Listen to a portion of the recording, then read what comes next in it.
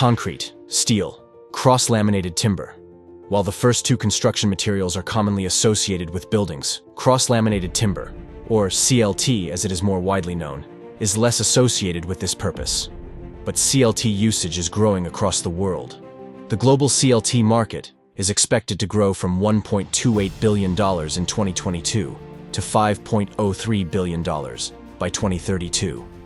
The material has been used to build bridges and high-rise towers, going far beyond expectations people might have regarding the limitations of a wooden product in construction.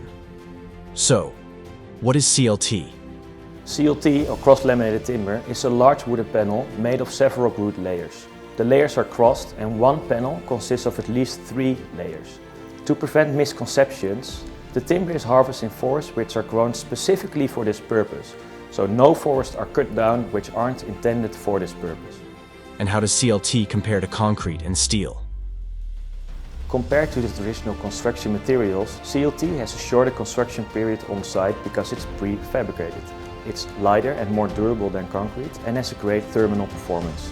The embodied carbon that comes with CLT contains a positive number because it's bio-based. Normally, when trees are cut down and destroyed, that carbon goes back into the atmosphere. But if most of their wood remains intact and is used in a building, that carbon will instead be locked up for decades, if not centuries, which makes CLT an even more environmentally friendly alternative to the more traditional materials such as concrete and steel. The fabric of our built environment is not going to change overnight, however, with concrete and steel still likely to be used in new developments.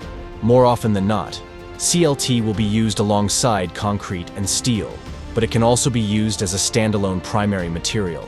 As is the case with the 40 family houses and 7 urban villas PATRIZIA manages in Amersfoort in the Netherlands, called the Hof van Duurzaamheid, or Court of Sustainability in English. The development is PATRIZIA's first CLT project. So, what prompted PATRIZIA, on behalf of its investors, to invest in this landmark scheme? To be honest, we were not specifically looking for this. My Dutch transaction colleagues were looking for good residential opportunities with sustainable credentials across the Benelux, and this happened to be one of those good opportunities.